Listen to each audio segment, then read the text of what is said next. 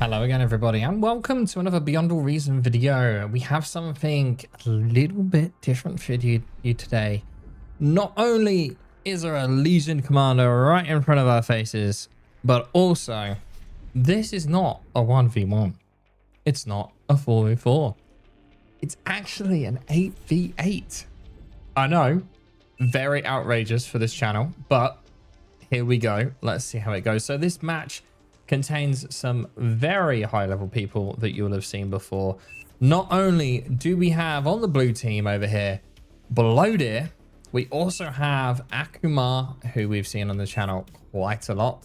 There's a couple of other people. Akuma actually is 8v8 OS is relatively low compared to everyone else. But on the red team, we also have Autopilot, and in yellow we have Xfactor Live Revan here.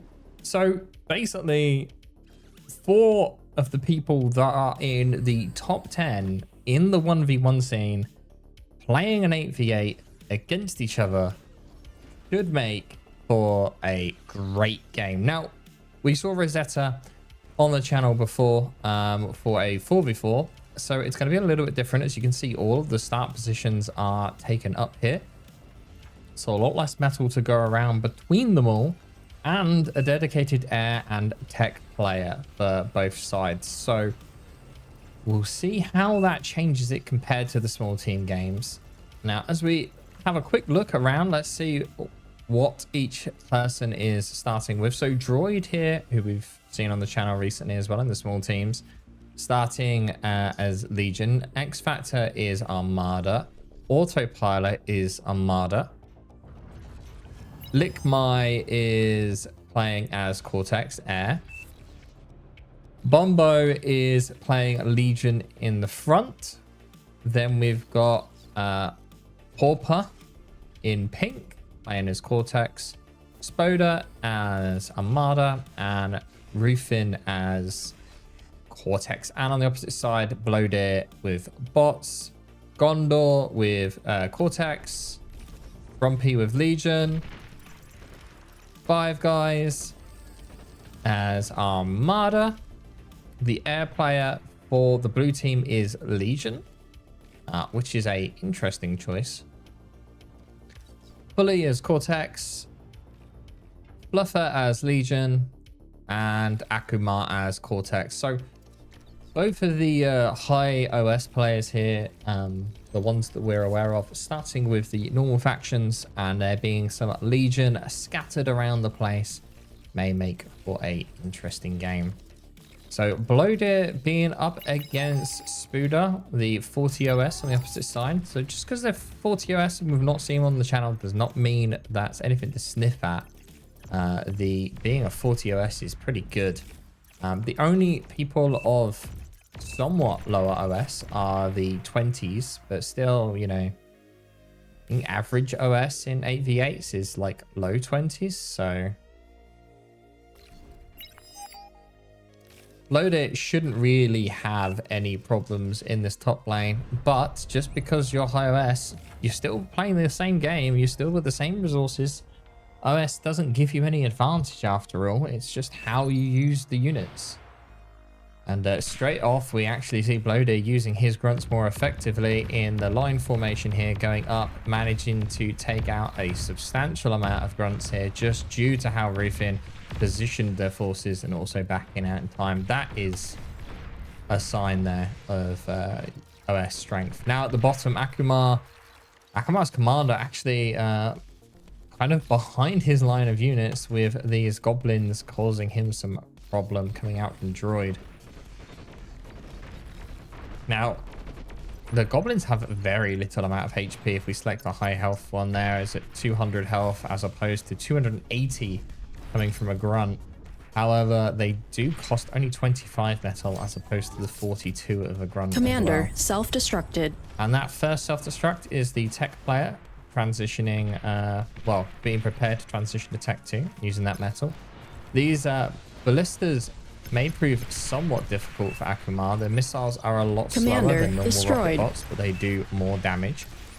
At the top, Oh, Blodir loses his comm in a comm trade. Question is who's going to be able to get that reclaim? Commander self-destructed. And interestingly, we have a rare tank, pink tech here as well as Xfactors.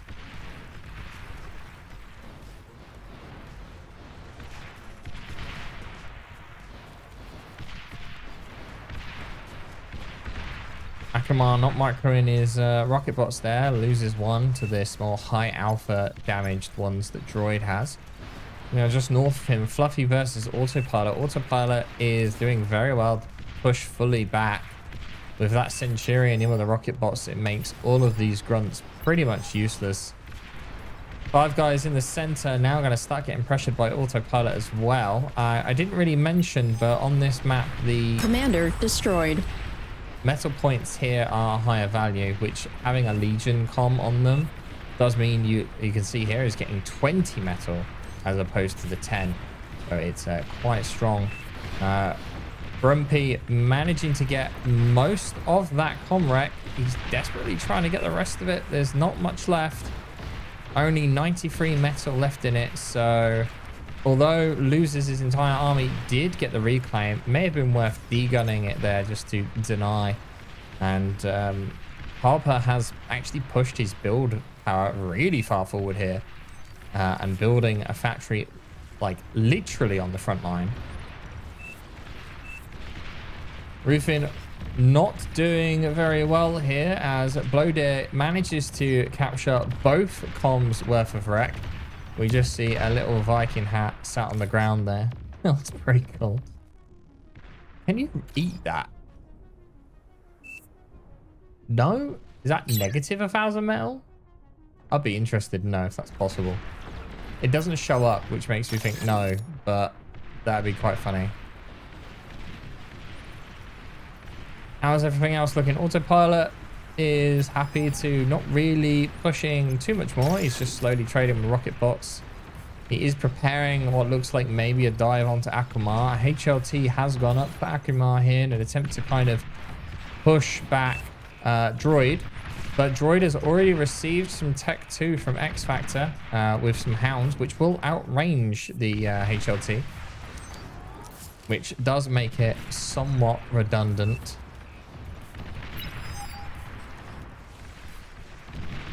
And there we go. HLT's gone down already.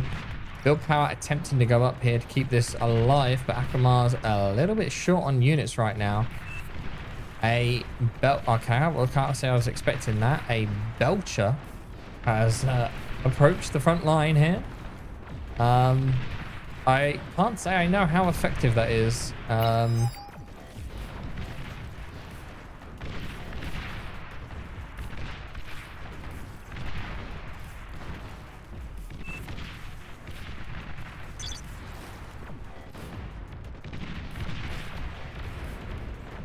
Flames are doing something, but you can kind of see that unit's just sat in there for ages and it didn't really do that much.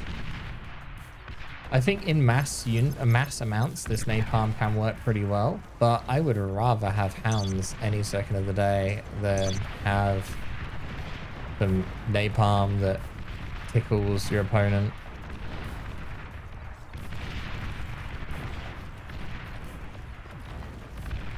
Akamar is doing his best to try and keep his opponent back.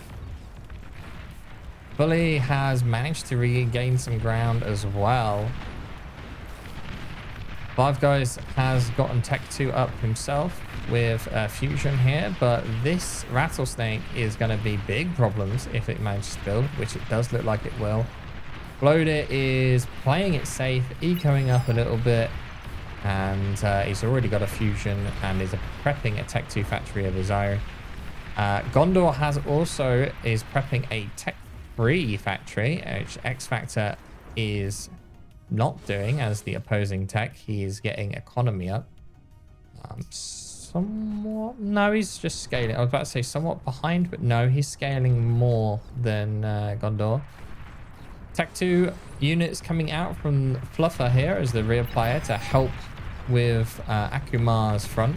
Commander These destroyed. guys are pretty nice. I like the phalanxes.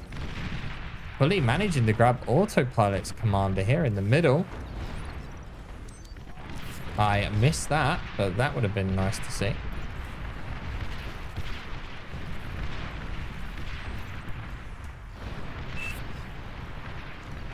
Autopilot not quite paying attention to his rocket bots on the front here. He did start off a rattlesnake and is now moving his guy back in order to build economy in the back line instead. Does he have enough units though to stop this push through? This is a interesting choice. He's not building any more. The pawns just sat in the fire. I mean, the fire does do well against pawns, at least stationary pawns. That volley almost took it out.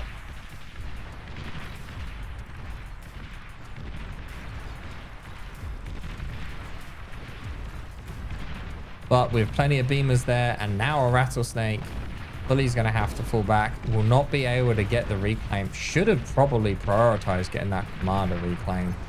With 3k metal, that should have been eaten up straight away. At the bottom, Akuma versus Droid has gone somewhat stale here. Commander no destroyed. real movement. Bombo loses his commander to Brompi, but again, not really too big a deal. But the biggest thing here is that the left-hand side team have 2 commanders left. Droid, who is down here on the front, and the air player back here. And that's a bit dangerous, as the red team, or the blue team, sorry, have 7 commanders left all across the map. It's not looking good. That could quite easily be sniped if he's not careful. Bit of an air attempt at some damage here. Oh, they go in and then turn around. There's not really enough fighters from Lick. We can see that Xfactor's actually got probably more air than the air player.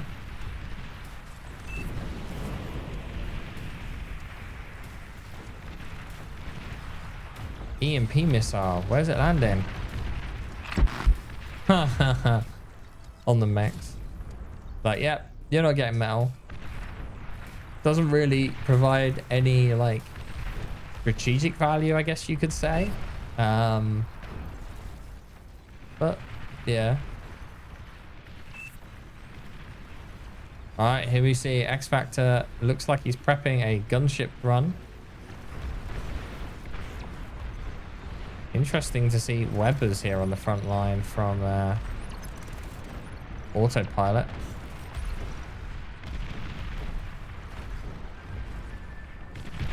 Oh, Akuma's going to hate this. Not only does he have railguns coming in, but mass amounts of Tech 1 Banshees. Both commanders are just sat here ready to be gobbled up. Are they going straight for the commanders? No, actually going for the AGO. I don't think there's enough of them here to do that.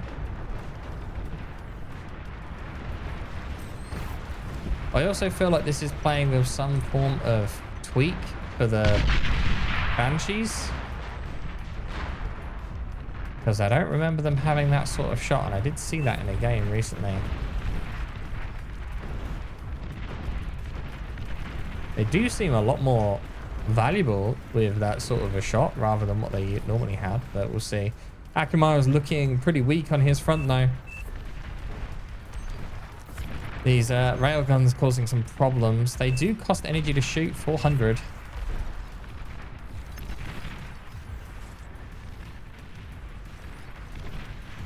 Long-range plasma cannon being 2 long-range plasma cannons. I mean, it may be advisable to maybe focus 1 at a time. 5 guys, you know, rather than building 2. There we go. He's now eating 1. Blodir has amassed a sizable force in the center. Not even really pressuring his opponent. EMP missile going up. Where is it going? Back on the metal extractor? Nope. On the triple mechs. On the +3 triple mechs.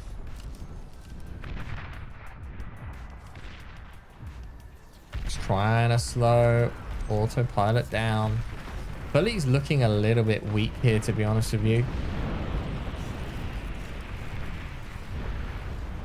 It's quite dangerous. He could. I mean, recluses aren't great, but we're seeing welders now coming out.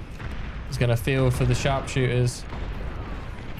And fully still on tech 1 is going to prove difficult to do much. He hasn't actually been gifted a tech. Oh, he has. Just there. There's a tech 2. Seems like he may have gotten it a bit later than everyone else. And because of that, he is now running into problems for his commander, basically with no support left whatsoever.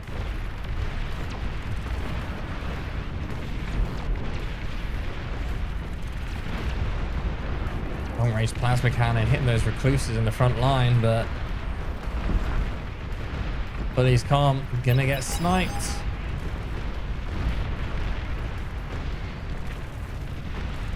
Say goodbye, Fully's calm. One more shot. Oh, he just manages to escape. Extremely lucky. Bombing attempt there on the AGO again, but Akumar falling as more and more units march forward.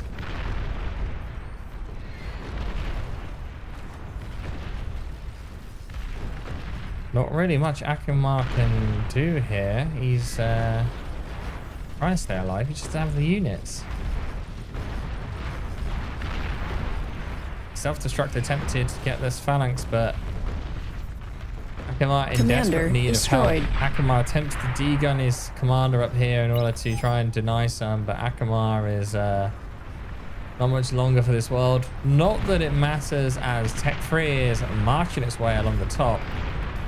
The question is, what's going to be first? The top or the bottom to fall?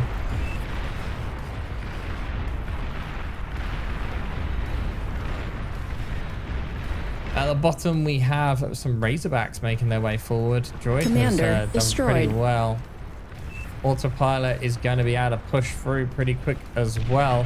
They're like Five Guys investing so much in these long-range plasma cannons. You know, it hasn't really done too much here. Commander destroyed. And now it's just about to get completely washed over. The Shivas are still marching forward, but they are running into heavy resistance, mixture of shurikens and huge amounts of grunt spam. Means they're not really able to push any further forward, but along the bottom, Akumar has been wiped out pretty much entirely. And Fluffy hasn't really got much to answer to, and especially as the Razorbacks are due to arrive any second now.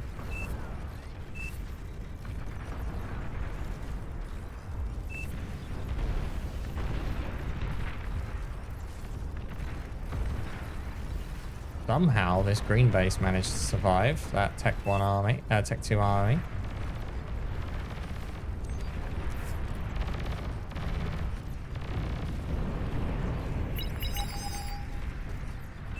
Fluffy's gonna have to degun this, but Fluffy is running his commander on. Commander away. As Rufin said, the race is on. Yep. Both sides have. Oh my God. Cloak.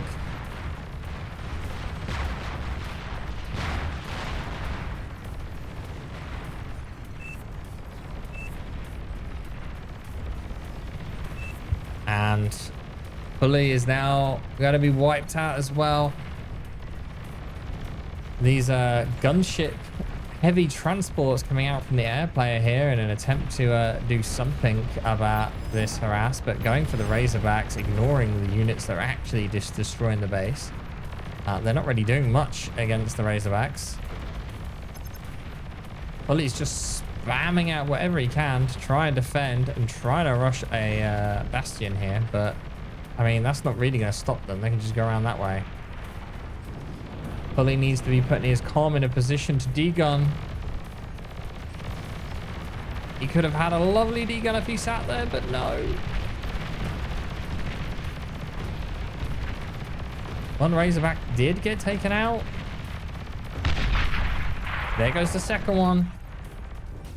Down, there's 2 more anyway. Meanwhile, at the top, the blue team is making a better push on this rear tech player here. Vanguard's coming out a single pulsar built, but this build power and eco is extremely compact. There goes all the build power. Anti-nuke gone as well. APHISes are soon sure to follow. Self-destruct, attempting to take out as much of that Tech 2 as possible, but not really going to do much. Jesus, not got any air that's going to assist this whatsoever. He's got, man, building gunships. Shurikens could help somewhat, but these javelins are actually got some pretty decent AA, especially for Shurikens. So G's in a bad position to stop this Tech 3 here, and he's right next to this AGO, which is going to take his commander with him. Oof, almost.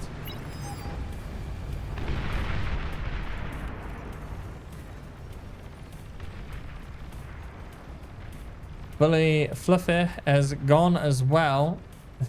This is almost like a mirrored move here, except Brompi has managed to hold fully in the match. Commander destroyed. Whereas the middle player here is pretty much gone. The biggest issue is most of Autopilot's eco is back here. Not only that, and so is Bombo's. So if that gets destroyed, it's pretty troubling. These abductors though are like perma EMP in the Shivas. Just needs more of them.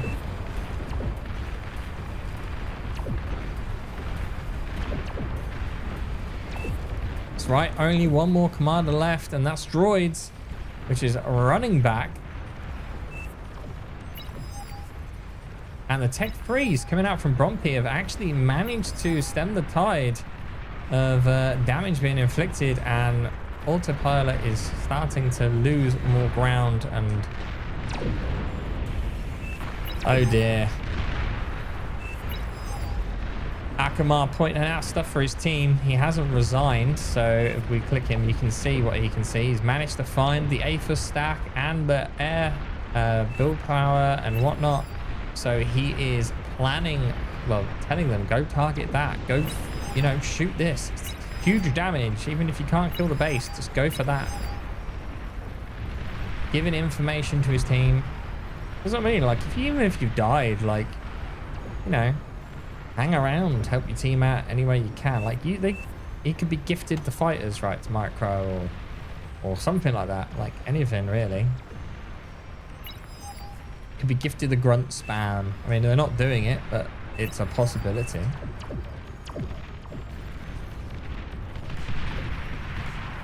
Oof, there goes some big build power. We're going to get the next set. There's nothing here to stop this. He's trying to eat up everything. Autopilot's focused on other things. Can't really concentrate. Getting surrounded. Losing all of that build power. And with that build power gone, there is nothing stopping those APHISes going pop.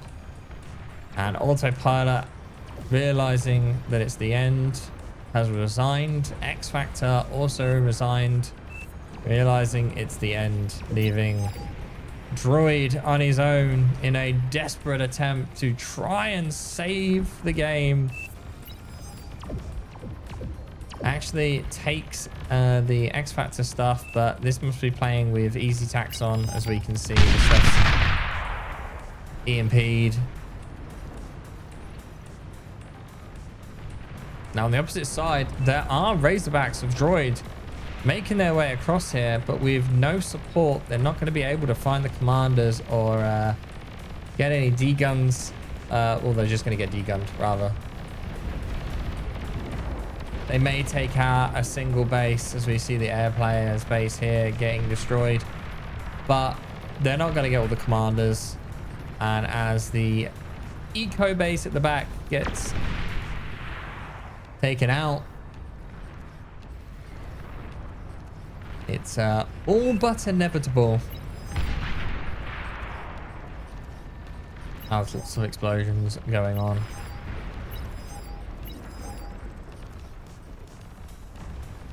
Still plenty of commanders left, so not a problem for the other team. I think the red team just kind of, they sacked too many commanders, and just kind of put them in a really weak position that they weren't able to risk commanders on degunning the tech free and whatnot. Blodir getting the 2 comms worth of reclaim. Basically all of the comms went to the blue team as opposed to the red team. I think maybe you got Akumars down here. Commander self-destructed. Droid calls the GG. Well, there you go. So 25 minutes for an 8v8, and that even included tech free. That just shows Battle ended.